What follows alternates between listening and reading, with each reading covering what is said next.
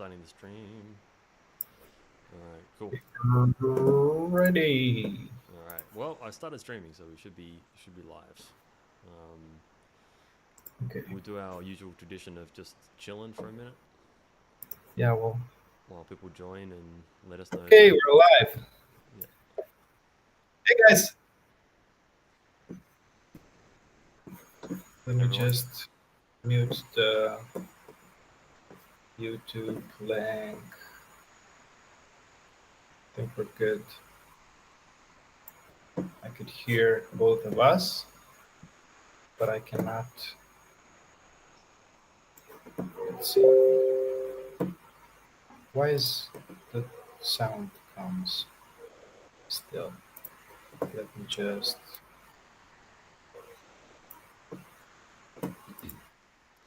Mute it. You got like a vacuum cleaner running in the background, Raz? Is that? No, it's just the fan of the laptop. Okay, let me just pull out the headphones. I think it's best, so we don't have any distractions. Yeah, okay. So long as your laptop doesn't overheat and melt. That could be Okay. awkward. Alright, cool. I have a plane instead of a laptop. Yeah, that's fine. Can you hear me? Yeah, I can hear you fine. Yeah. Did anything change regarding the sound, the background sound? It's going quiet and then loud and then quiet, but it's fine. It's fine. Let's see. Alright, cool. So it sounds like everyone can see us and hear us fine. No one's mentioned that there are problems with the audio, so... hey guys. Yeah, we've had some issues with audio before where audio doesn't come through or it's a bit quiet for one of us, so just let us know as we go. Someone says, yeah. Watch your mic. My mic, it's like right here. It's like right up. Okay. Cool. I can just pump the decibels. Let's stick that up. Right, guys. Okay, I'll just pump my mic up 5 decibels. So just, yeah, keep on letting me know if that's too loud, too quiet. I can keep on adjusting. It's pretty simple. I can hear you just fine. Not sure about the community. Yep, okay. I might put it up a tiny bit more. I'll pump it 10 decibels. Yeah, I think we should start. Yep, right. Okay, cool. All right, I've just pumped my mic volume up a little bit again. That's good. Both sound about the same now. Okay, thank you very much. Cool. And there's like a 5 to 10 second, there's like a whatever it is, 10-second delay between me making changes and the audio. Yeah. Coming through the stream. So if I've just gone like, if it was fine and I've just gone a bit higher, again, just let me know. Cool. All right. Yeah. So, Raz. hello, wonderful people from all around the world. We're here with Garth. It's the pre-release AMA.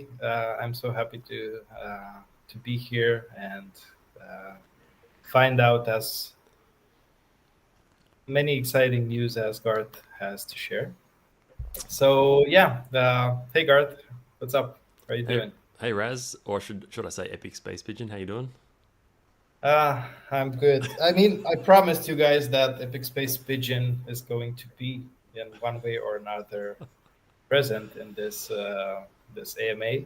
I have a friend who does this print hoodies and t-shirts and stuff like that, and I made myself one. And yeah, Epic Space Pigeon is here in the house. Awesome. I want one of those, by the way, Raz. So yeah, well, you know, we can make this happen. We can actually make this happen. Is Fotini in Greece? Yeah, she is. Yeah. Oh, yeah, I'm gonna bring one. Yeah. Because I will be traveling to Greece in a couple of days. So awesome. Yeah. Awesome. All right. Just made it happen. How are you? What's up? Yeah, I'm good. What's up? I don't know. I guess we're pretty casual here. What can I say? We've been pretty frantic in the Gertie studio. So I'm pretty exhausted, but good. As a lot of you will know as well. Like Gertie had the responsibilities of the Phantasma chain, redevelopment, let's say. So that has been a bit of a taxing thing as well.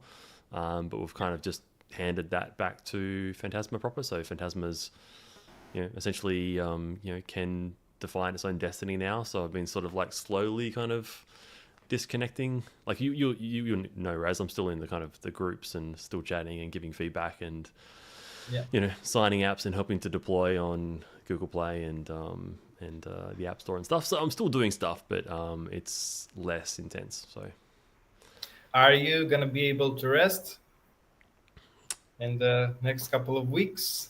no, not yet. I'm going to Tassie next week to see my family, but I'll be working remotely. I'll be working just while I'm through the day. Yeah. So, okay. So can you tell us just a quick, brief overview of what has been happening in the past since our last live AMA together? Yeah, sure. Okay, so where do I start? So yeah, I guess the last one was our pre-closed beta one, Yeah. right? And so yeah, so as many of you will be aware, like with Pavilion Hub and with the chain sort of rebuild, we had a bunch of technology that was kind of like the new chain and the old chain, and Pavilion Hub was sort of sitting somewhere in the middle, and someone deployed a couple of bad contracts to the old Phantasma chain, which sort of took that offline, and anyway, whatever. So that affected that campaign, unfortunately, which is a bit of a bummer because the campaign was going super well, and the tournaments were going great, and everyone's having a great time, and it sort of put a bit of a spanner into that works, but that's fine. We kept on, like, it didn't stop us with Wonderman as such. So we kind of changed our strategy. So the initial strategy there was, when we're doing that campaign, we were preparing what we were calling Village MVP. So it would still give people the kind of core experience of like buying creatures, breeding creatures, bringing them into the village, playing pinball, etc. So we had like a first version of that, and then we was going to keep on like releasing stuff once it was live. I mean, we will just keep on releasing anyway, but we're going to launch with that sort of MVP, the minimum viable product kind of version of it. But then when the spanner went into the Phantasma chain, the sort of the final spanner, let's say, before the redeployment, by the time that sort of was coming all back online, when we sort of re-released it, we're at a point where we've surpassed our MVP, and so we're like, well, let's just leave the release now for version 1 of the village. It won't be the minimum viable product anymore. It'll be like P. It'll be like the product. So that's what we've done. So for some insight, by we I mean I set an internal date for us to have that ready by the 30th of June / 1st of July. And we've essentially hit that. So we've got a few things to do this next kind of week and a half. But I guess we've hit that and sort of surpassed that. I just should say, like, the development has been really, really good this last year, even like the last year's just kind of like, it's just the speed is going up and up and up. So yes, so I'll sort of talk about what that is. So we have, one thing I should say is, like, with every project that we do, like, you ideally want to put on sort of like your hat for that project. Like, you don't want to be sort of thinking to yourself like, okay, I need to connect all these pieces and everything needs to support each other. Each project needs to do what's best for that project. And so in that, and I should also say, thinking in that sense, it kind of helps you to think of what's best for, like, whether it's Phantasma Chain or whether it's Pavilion Hub, because each of those things are going to have to deal with projects that have their own interests as well. And so it kind of forces you to write technology that's going to kind of work in this way to support future projects. So one of these things is, it kind of was pretty clear to us that having a web store on the Wonderman Nation website itself was a pretty smart idea. That's what games did, back sort of when we launched 22, and we had a lot of other games coming out around that same time that launched sales on the website a lot of those games did really well for the precise reason of you go to a game's website to find out about it, and the store is there. Like you don't have to then go off to Pavilion Hub or another chain or somewhere else. It's kind of all sort of, collated in that website. So it's like a one destination to kind of, find out about the game and then get into the game. So we've been building a web store on the Wonderman website. So that's kind of like I don't know, like a mini Pavilion Hub, I guess you could say. I have a quick question here. So is this going to be integrated in Pavilion Hub in the same form as well, or it's going to be just on the Wonderman website? That kind of depends on what happens with Phantasma Chain and Pavilion Hub as well, because Okay. like Pavilion Hub, as I sort of mentioned at the start, Pavilion Hub's kind of ended up in this situation where it's kind of like, I don't go too much into this history because we kind of cover this in the Phantasma AMAs, but like Pavilion Hub was built around Phantasma Chain, and then we started to build it around sort of Pavilion Chain, and then Phantasma Chain came back online, then it went down, and then we started building this new chain for it. So it's kind of ended up in this spot where it's like we could do work to just like align it with one or the other, but then depending on where Phantasma Chain's dev is doing the same thing of like connecting to sort of all this technology. So if that gets done in time, then Pavilion Hub will just work with that, as opposed to Pavilion Hub needing to have extra work done on it. So it's a bit of a question mark at this point. It'll depend on where Phantasma gets to over the next month or two, and and what we decide to do. So so kind of going back to like thinking about a project, like making a project stand on its own 2 feet. You can imagine a game coming to us and saying, "Hey, we're interested in putting our game on Pavilion Hub, and we want to put it on Steam, and we want to put it on OpenSea, and we want to put it on whatever else, right?" So that project might come to us and say, "Okay, we have our own web store, but we want some NFTs to be available in Pavilion Hub, and we can do a special release for you, and we're going to have some on OpenSea, etc." So other projects will be doing the same sort of thing, where we might have an initial sale on our web store, and then we might have all of those available on Pavilion Hub, or we might have a subset, or they might come to Pavilion Hub later. Like it's sort of to be decided. It kind of depends on it just depends on where things get to by what time. Because one thing I'll say is like the Phantasma Chain and Pavilion Hub timelines. For me, they're sort of separate timelines to Wonderman Nation. Like Wonderman Nation needs to do the best thing for itself. And again, like thinking about Wonderman as one project and Pavilion Hub as another, if that's in a good position to do what Wonderman needs when it needs it, then we can work with it. You know what I mean? If it's going to be 1 week after our ideal launch, then maybe we delay the Wonderman launch, if it's for the benefit of Wonderman. Or if it's a month later, then maybe we don't. Maybe we do something on the web store and then connect to Pavilion Hub later. Like it's sort of to be decided. But the cool thing about it is like it does connect to the same backend stuff and more. So when you log into Wonderman Nation, there'll be a new specific Wonderman auth. There'll be a Pavilion Hub, kind of like having a MetaMask or a Google auth solution, right? So you can think about Pavilion Hub as a third party. So there'll be a Wonderman Nation project specific auth, then there'll be a link your Pavilion Hub wallet, which kind of gets all of that information. Then there's going to be like a MetaMask link as well, and we've done a Google auth link as well, and we might do some more. So it will connect to those services.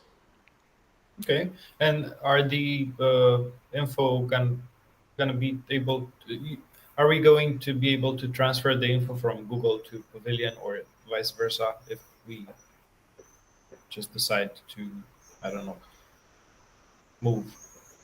It's kind of more about like for the Google auth, it's more like just the ability to speed up authentication, so someone doesn't have to make a Pavilion Hub account if they don't want to, if they just want to use their Google auth. And we don't really need all of their details for that. Like we don't need to, like it's just kind of like the username or like an email address and password authentication at the very least. in terms of the MetaMask, like it depends on each authentication. So for the Google one, that's more like starting an account with Wonderman Nation, but just using a different authentication method. With the MetaMask one, it's a bit different. So the MetaMask one is going to be good for people who bought tokens on other launchpads, because we had 22,000 people in total participate in the public sale of the Wonder token. So we can put that back out to the launchpads and say, well, if anyone but for those we have like ETH wallet addresses, not email and password in all cases. So in that case, we can say, okay, if one of your people who bought Wonder tokens on your platform, if they come in and log into Wonderman Nation using the same address, then they can be whitelisted for the sale. Okay.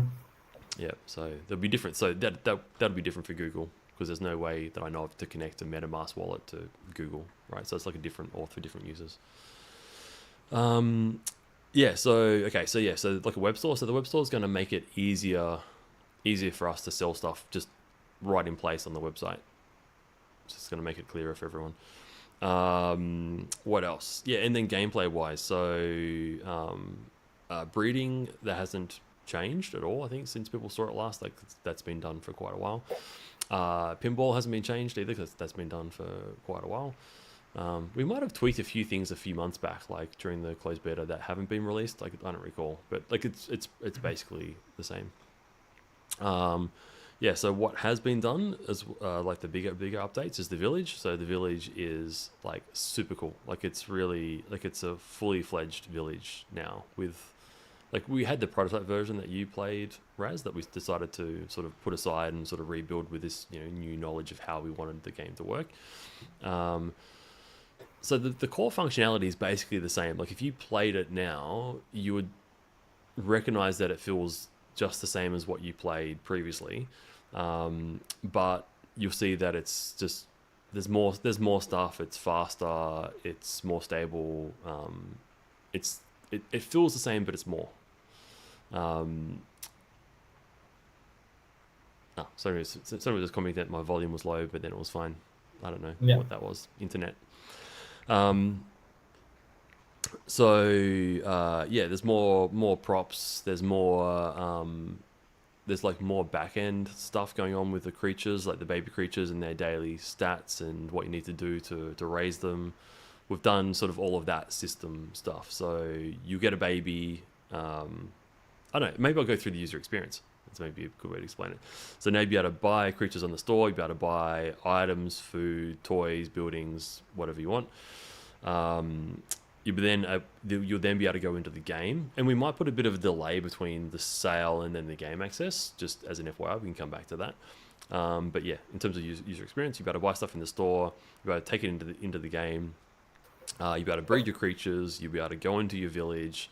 Your creatures will interact instantly. If it's just one, they can just walk around and be bored. if you can buy more than one, then they'll start playing with each other.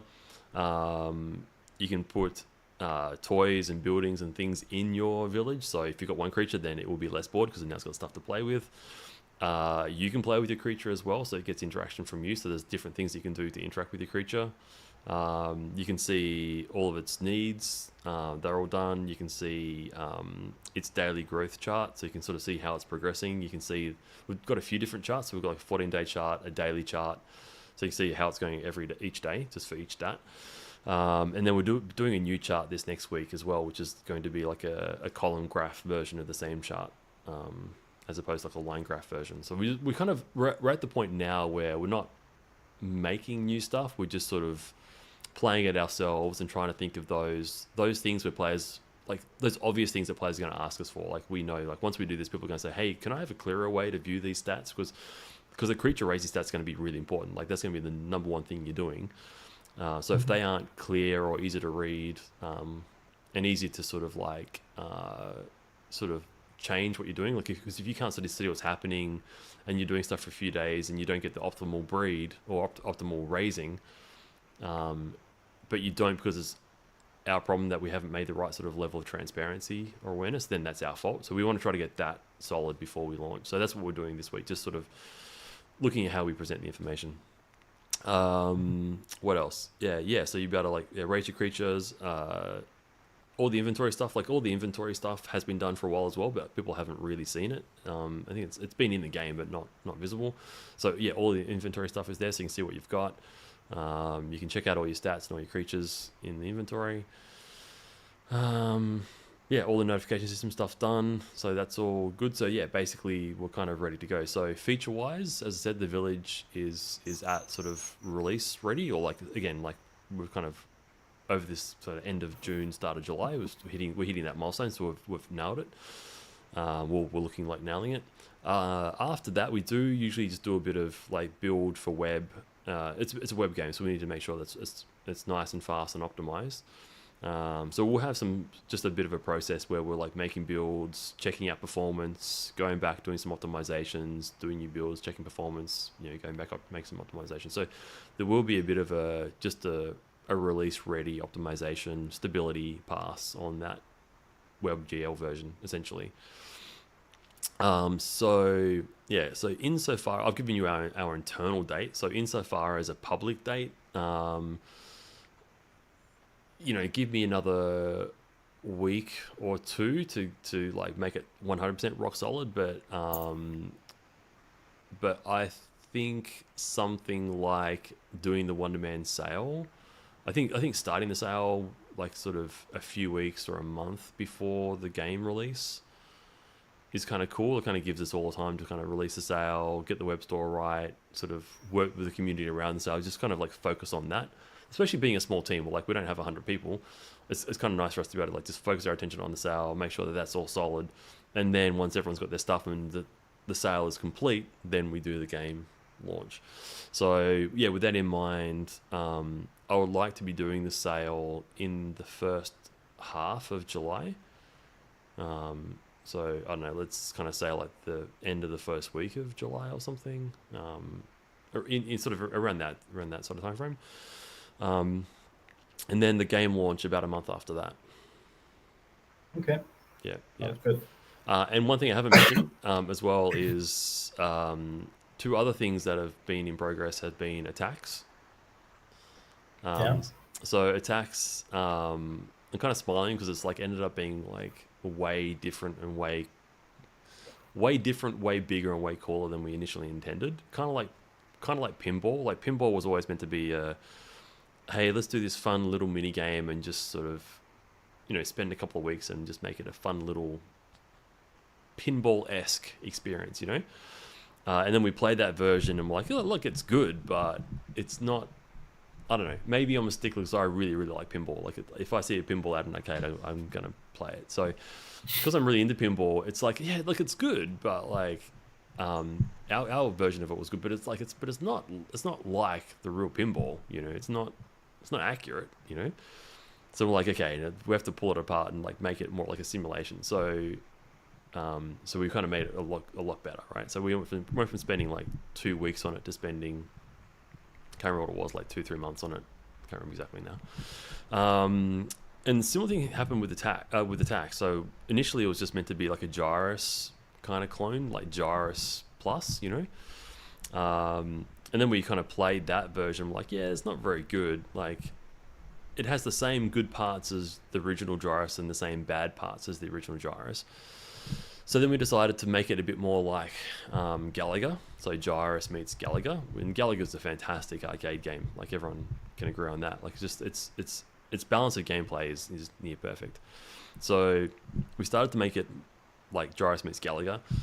We did that, and then it still wasn't good because we figured out there is a bit of a fundamental design flaw in Gyrus that they would have encountered if they tried to do that. And that specifically being with Galaga, you've got these walls, like the ship goes, or like with Space Invaders or Galaga, the ship goes across the bottom of the screen, so you've got this like defined playfield, and that means the enemies can kind of box you into a corner. Like it's got that sort of nice kind of walled-in experience. With Gyros, you can spin around 360 degrees, so you can always just escape. So thinking about Space Invaders or Galaga, if you could imagine that when your ship went to the edge of the screen, if you could just like wrap around the other side of the screen, you just break the game.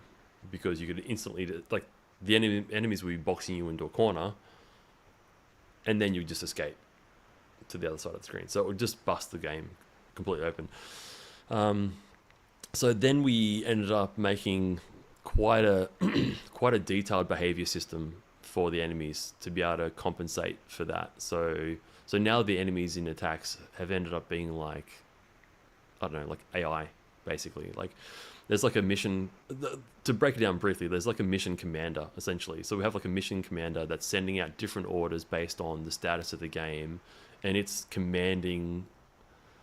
I was in the army reserves for a year, by the way, so I kind of have a bit of an idea of like how these things function. So we have like a mission commander, like a platoon commander, who breaks the enemies down into like sections, and each section has their own separate missions, and there's a minimum of like 3 sections, and they're all operating together to sort of like beat their enemy, which is you, the player. So it's really cool. Anyway, and we built a really cool system to make new levels and make new stages. And it's very fast and easy to use. So anyway, so that's done. Long story short, super excited about that. That game is done for all intents and purposes. We still need to like tune the levels and tune the stages and sort of do some new sort of introduction kind of wave patterns. So still some like just sort of base level kind of like level design needs to be done for it, but it's the game is done. Nice. Yeah, cool. And I won't mention the name yet, but we've got someone on board because typically I'm like the creative director and I'd say like the kind of lead designer. The whole team designs, so I can't say I'm just the designer, but like kind of the design tends to kind of run through me. I'm kind of like the final call on design typically.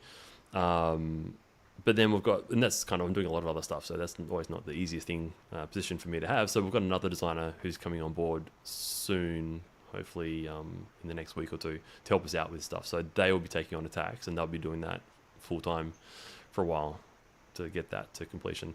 So that, I don't know, we could have that ready to launch like within a week if we wanted to, or within 2 weeks if we wanted to.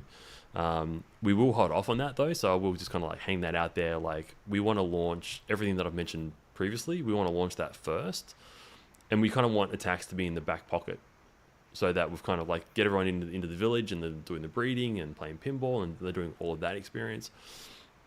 And then like after a month or two, we can break out attacks, and then we've got like a new thing for people to engage with and play. And then the next thing I mentioned is we've got one of our other mini games that ended up in the same sort of vein as pinball. We wanted to make I won't mention too much about it, but I'll mention the names. We came up with a name called Break In, which is like the opposite of Breakout. So I haven't heard of this, the first time for me as well. So yeah. Yeah. So in true Wonderman style, it's like if Breakout is a great game. And I used to play a game called Arkanoid a lot when I was a kid as well, which is a really great version of Breakout. If Breakout is a great game, then surely Break In will be better, right? So we kind of sorry, laying the foundation for the next thieves of the universe. Yeah. So I'm not going to reveal too much about it, other than the name. And just that the development cycle, we came up with this idea, and we kind of just set aside, I can't remember how long initially, we set aside like, similar to The Village, we set aside like a week just to prototype it and just see, like, is this even going to be a game that's fun? If so, cool, like let's just kind of leave it there as the idea, we can come back to it, or if it's not, then we just throw it out. So we spent like a week on it, or even I think we spent like a day on it, and we're like, damn, like this is actually really, really good. Then we spent like another day on it, and they're like, damn, this is just getting better and better. And it got to a point like after, I can't remember how long we spent on it on the first cycle, like only like 2 weeks, I think. I think it was more than 3. We just spent like a short amount of time on it. Like, damn, like this is like a awesome game. This is almost like a standalone game. Again, I won't go into all the features, so I'll kind of keep it vague. But like we end up, sort of going, okay, this could be its own thing entirely, and that puts it in a similar vein to pinball and attacks, even, where we're thinking that a future thing we can do is release those as standalone apps on the App Store, so tied into the Wonderman universe, but like little mini games, sort of / arcade games that we can put out on other platforms that maybe don't have NFT functionality on Steam or on the Apple App Store, etc., but just kind of have that sort of engagement with the IP, just to kind of get the IP awareness out there as well. Yeah, so that's kind of to be decided, but yeah, so Break-In is an awesome game that we're super excited about as well, and that the point being that will be ready. I don't know if we'll release it before Attacks or after. Most likely, probably after. But that'll be another game that's kind of in our back pocket. So yeah. So again, we'll be launching the game, as I mentioned at the start, with Village, the final, well, like the version 1 release version of the Village, and then we'll have Attacks in our back pocket to launch a couple months after that, and then by then we should have Break-In done to launch like a couple months after that, or maybe even earlier if we want to. Okay. Quick question: are these Attacks and Break-In going to be the standalone or just part of the Wonderman ecosystem? Has this been decided? Well, the first version of them is going to be a part of the Wonderman ecosystem. So yeah, so the first version of Break-In will be kind of like another pinball. So when you open a creature, you'll have a couple of games. We're going to have 3 in the end. But you're gonna have like a couple of games in the early stages that you can play to break open your creature marble. And they're just gonna have leaderboards. So kind of like pinball has right now. So it's gonna be a game you play to open your creature, and there's a leaderboard, and then there's like nectar prize money for those leaderboards. Attacks, that's going to be the creature discovery system that we've talked about in sort of all the initial AMAs. So you'll be able to get to planets and then capture new creatures. The first version of it's going to be the arcade version though, without creature capture. So that's just going to be like a tournament system where you can get nectar and go into leaderboards, which is kind of cool because it kind of gets everyone introduced to that gameplay before sort of creature discoveries on the line.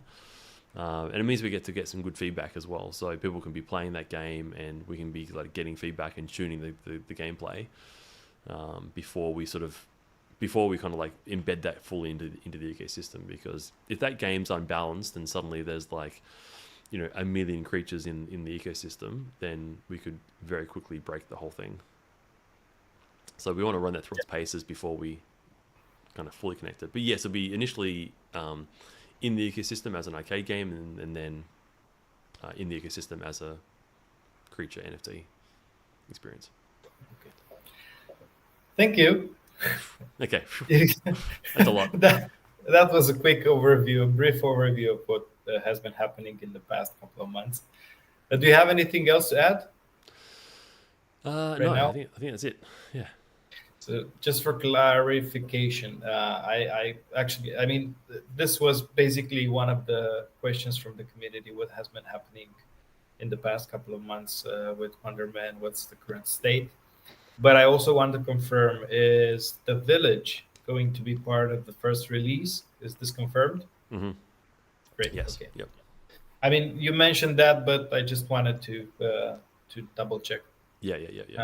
We can just go and move forward with the questions from the community. There are not a lot of questions, so if you guys have any other curiosities, you're welcome to address them in the YouTube chat or even on the Telegram. I will be taking a look there as well. Yeah. So first of all, thank you for the quick overview. It's a lot, and it's really amazing what has been happening in the past couple of months. Let's move forward with the questions, and let's see if we have any others in the YouTube chat. So first one, what are the team plans to bring exposure to this Wonderman ecosystem moving forward? Well, first steps will be getting the game out to the people who have already bought tokens and have been waiting to use it.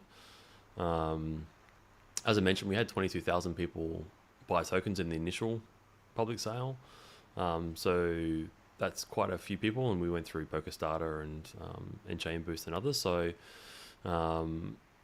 there's kind of a twofold thing there. Like one thing is getting that game access back out to the people who bought tokens. Like that's just sort of feels like fulfilling a promise and just being cool, right? Like okay, like you bought tokens, some years ago. Okay, here you go. Here's first access. You can take us up on the first access, or you don't have to. That's up to you. But then the second thing is that if those people do get access, then that's a lot of people. So kind of reaching our initial market as well. And we have quite a few people in our newsletter. We have like thousands of people. I can't remember the exact number off the top of my head, but I think it's like 6 to 7. It's around 6,000, I think, people in our Wonderman Nation newsletter, and we haven't been using that very much because it's like there's kind of no point using that newsletter until we have a game release. We're not sort of a studio who sits there spamming people with like, hey, there's going to be a release. Like, we'd rather say, hey, release coming up. Here's the dates. Here's the details. So we're going to be using that.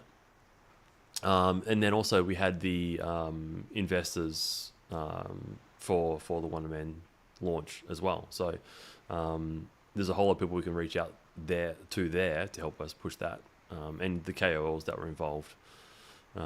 So yeah, we had a good push with our launch, the token launch, which is why the token launch did do so well. And so we'll be activating those partners again to get the word out. Okay. Yeah, and one thing that's I kind of think is really important to say is, like, I've kind of said this a lot before, but like, marketing is a good thing, but it only gets you so far.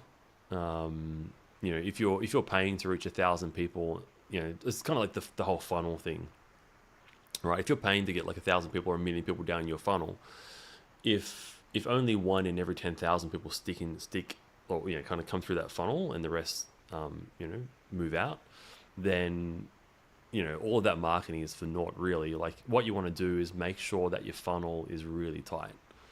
Make sure that you've got a really good game experience. So the two things are: make sure you've got a really good game that people want to play, and a really good game experience. Make sure the user experience to get into the game is nice and easy, so people can get through. So you're not going to lose people just through like accessibility. And then the third thing is finding out who your audience are exactly. So this initial release is going to be that. It's going to be us putting the game out and validating that the game is good, validating that their onboarding and user experience is really good, and finding out who our market is, so that when we do marketing later on, ideally if we target, you're not going to get 1-to-1. Like, obviously some people are going to come through the funnel and churn through because it won't be for them. Never going to be 1-for-1, but you want to make that as efficient as possible. So you kind of spending money on marketing to reach 1,000 people, and 500 people stay, and if we make great community features where those 500 people are incentivized to kind of get there, well, not incentivized, but like, because just like that makes it sound like it's just financial, but if they're having so much fun that they want to get their friends involved, right? There's incentivized through fun to get their friends and whatever involved and talk about it. Then those 500 people can bring in another 2 people, and they can bring in another 2 people, and then you get some exponential growth on that avenue as well. And that said, I think we do have a great game, but I mean, you never finally really know until you put it out there and people play it. But that said, you go. Yeah, go ahead. I was just gonna say, I have a good sense from, like, I've made enough games now. This is not my first rodeo, and the team's the same. The team have made a lot of games. Like, this is not our first rodeo. We know the difference between, like a bad game, a good game, and an amazing game. Like, games that sort of, even though we've kind of technically played it, like, we don't really play our game, but it's not quite the same, because we, like, whenever we play, we're testing in a way. But even when we're testing, we end up playing. Like, we get stuck in our own game where we're like, man, this is just a great place to hang out. Like, it's just, it's hard to explain until you've experienced it. So we're pretty confident we've got a really good game here. But we need to verify it. Yeah, it is. And I wanted to say that we got amazing feedback for pinball game. And this has been, worked on for a couple of weeks tops, right? Well, the initial version, a couple of weeks. So the final version was like a couple of months. I forget exactly, like 2 to 3 months maybe. Yeah. we've been working to getting this live, Wonderman, the actual game, for quite a lot now, and the expectations are high, but also the result and the end goal is going to be as amazing as the, equally, at least equally, with the waiting time. I have another question regarding the village ecosystem. I was wondering, are there any plans to implement a push to talk where players can interact with each other live? We haven't really spoken about it too much. I think our current thing would be if people want to do that, then probably they'll use Discord. Mhm. We're kind of happy to lean into like Discord communities for that because that's what a lot of players use already. Yeah, so I wouldn't count it out that we may add it into the game later on, but at this point, it would just if it got brought up as a production item, it would just be immediately shelved because like well we have some other more important things to do, Okay. and people would just use Discord anyway. So yeah, even if we developed it, people would use Discord. Okay. I think, but Yeah, but it's open. yeah, not sure because for example, when I played games, I was using the push to talk feature inside the games, but then again, I was more focused on shooting stuff and shooters where you actually have the push to talk option. Mhm. Uh, but yeah, I think Discord is a good channel for people to communicate as well. I saw some clips where people actually have their own group and Yeah, discuss their. exactly. Yeah. Yeah. Yeah. Moving forward, what's the biggest issue that caused the delay, and how do we solve this issue in the future? Well, it's solved.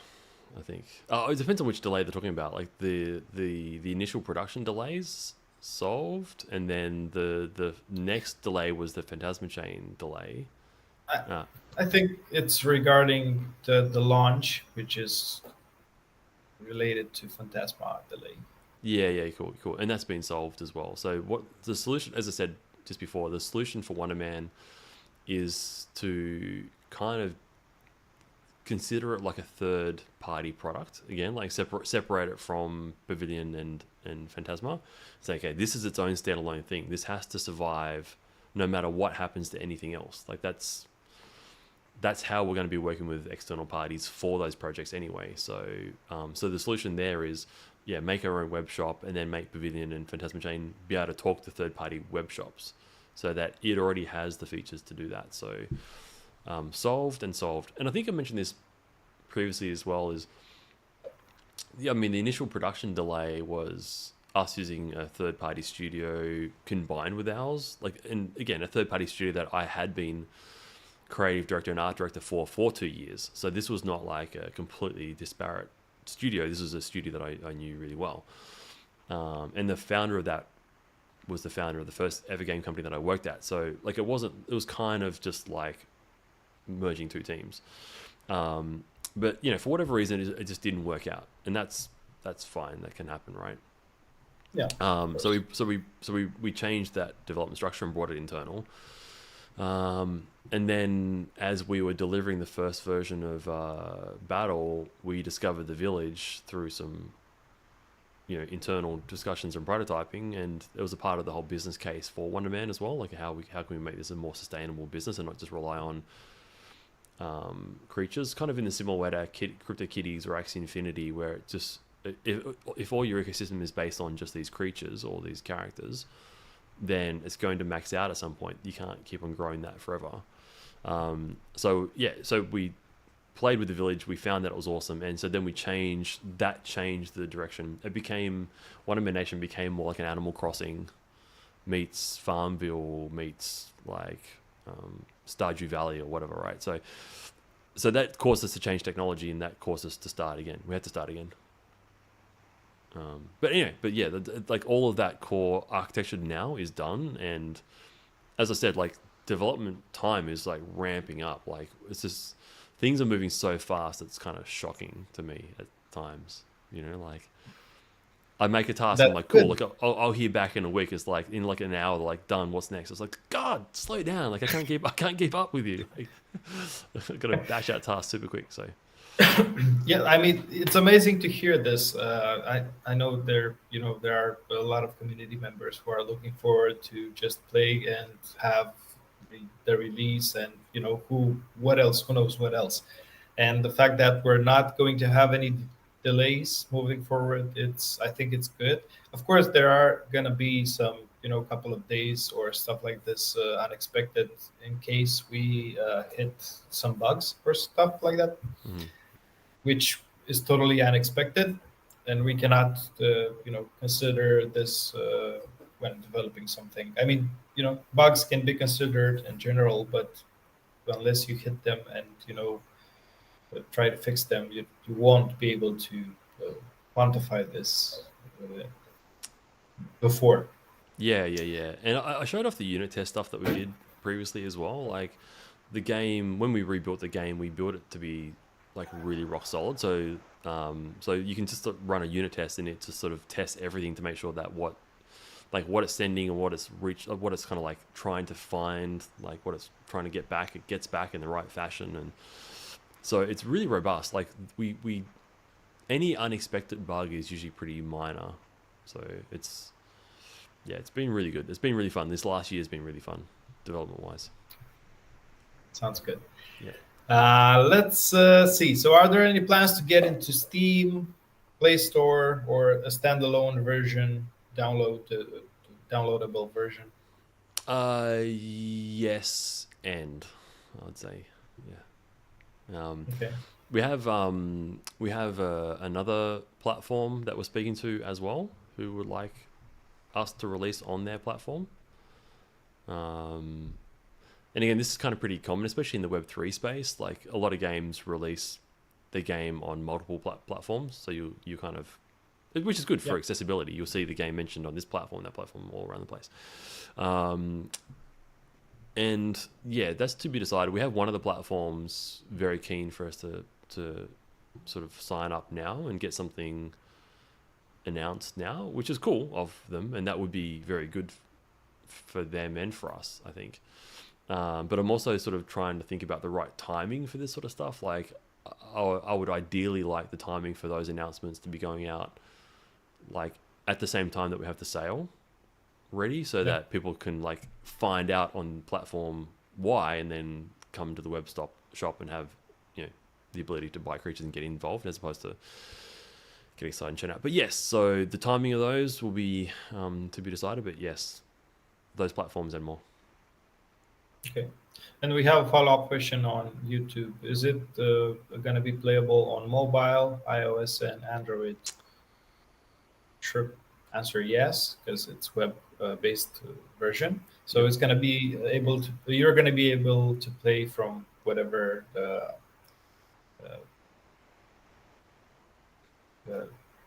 Device. app or device. Sorry. Yep. Whatever device you want, as long as it has a browser. So. Yeah.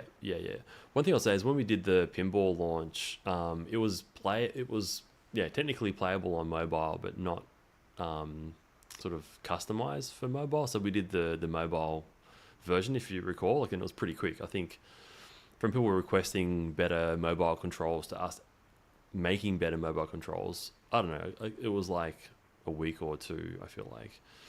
And internally we had it pretty good within a day or two. Like again, it was super quick. So yes, the first version of the village and stuff will be more sort of targeted towards browsers, so Windows, like desktops, like Windows and Mac browsers. But I think off the top of my head, our stats, we have like obviously sort of analytics for the game. So from off the top of my head, I think about a third of our players were on mobile. So so mobile accessibility will be on the list for sure. Okay, sounds good. That would be the questions from the community, and as I previously mentioned, not a lot. What else can you say? Can you tell us about the creature sale and if you have anything else to add here.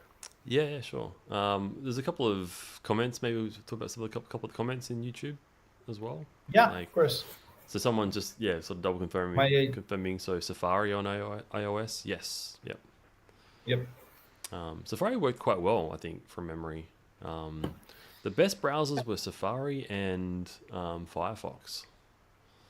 I only so when I played pinball on the phone, I'm an iPhone guy, so I'm only using Safari. But you can also download and install some other browsers if Safari does not work for you.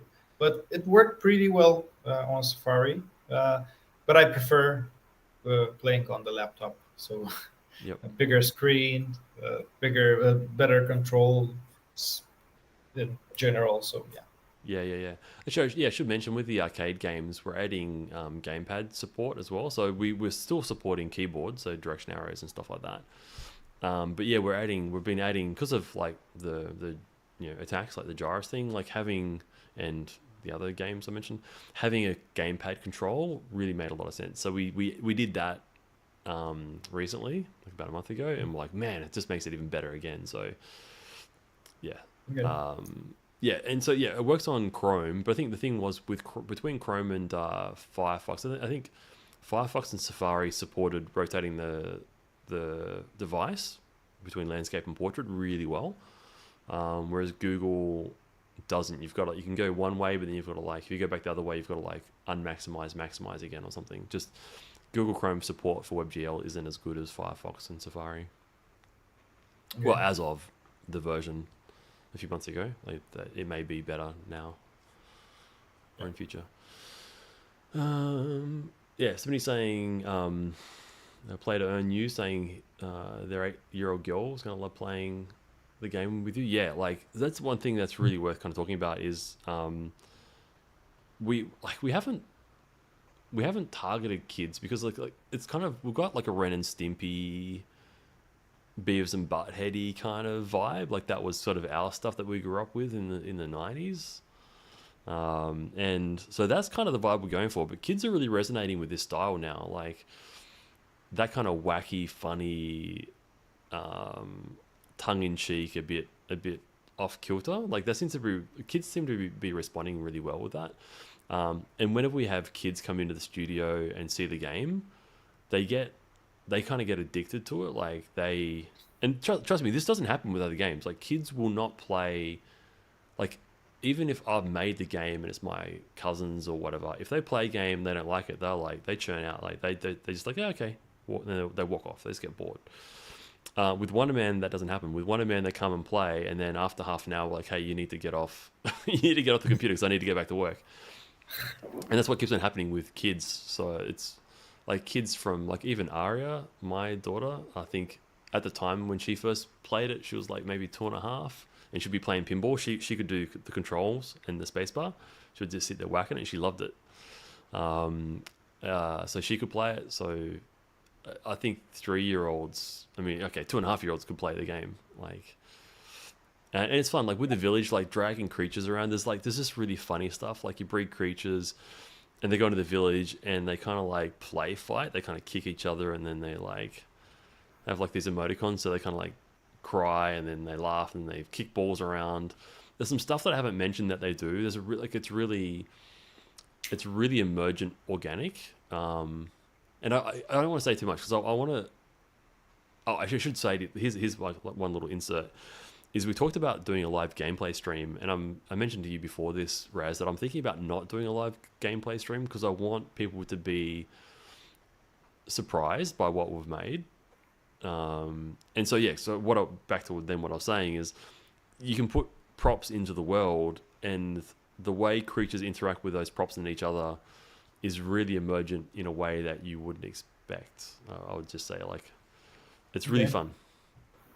Yeah, well, I'm expecting to see a live gameplay after the launch, right? Yes. So we're going to do this in case there are any features that the players are missing. And of course, we are going to show everyone everything. Yeah. And also for the people who did not get the chance to join the first creature sale. This is gonna be available only for the public sale investors, right? And Yes, that's right. before. Yeah. And it's worth mentioning again. I mentioned it last time, but the people who bought the Wonder tokens in the previous sale, they'll get more stuff as well, and they'll get a cheaper price. So we're gonna, for instance, we're gonna give away plots of land and the chieftain totems. It's so hard to say that, chieftain totems, which are required for making an alliance. So all of these early supporters and players, we're kind of rewarding them with that. Like, you'll get free land, and you'll get, like, if you buy the creatures, you'll have the land to put on them straight away. So people who come in the future will be able to buy creatures and buy land and buy stuff, but that's all separate. So yeah, we're going to give people, if you buy a creature, you get land, you get a chieftain totem. You can make your alliance when the alliance features launch later on. But you'll have that stuff free. So Nice. Yeah. Sounds good. I mean, I'm really excited. So just to give you an insight from my perspective, I haven't been playing the new and updated version of Wonderman for a couple of months. I have been tested in the past, but everything that Garth is telling us, or not telling us, because he only mentioned just a couple of small features, are interesting to me as well, and I can't wait to play the game. So yeah, cool. soon. Yeah, soon. Okay, so maybe what I'll promise to you, Raz, is I'll try to get you. As I said, we've been targeting the end of June, start of July to have our release candidate ready, minus the optimization and stuff. So my promise to you is going to be, I'll get you a version to play around that time, like around the time that I'm saying, like, it's kind of release ready. We'll get you a version, Okay. so you can start playing it. Yeah, maybe I can give you guys some sneak peeks, as I'm always trying to do. Maybe So, little sneak peeks, like screenshots, maybe not. couple, yeah, of course. I mean, we want. I want the community to be as surprised as it can from the initial gaming experience. So I won't be reveal. I won't do any videos because it ruins the surprise. I'm not the one who shares spoilers. So Yep. Yeah, cool. Awesome, yeah, Raz. well, All right. Any more questions? no, that would be all. I think it. Yeah, I'm really excited for what's to come, and I think we're ready to get this ball rolling, and it's sooner than I was expecting. So yeah, that's great. Yeah. I think probably sooner and more. Like, when people play it, they'll be like, "Oh my god! Like, this is actually, it's pretty good." Yeah. Like, Yeah. as I said, think more Stardew Valley and Animal Crossing. Like, Well, yeah, guys, that's it.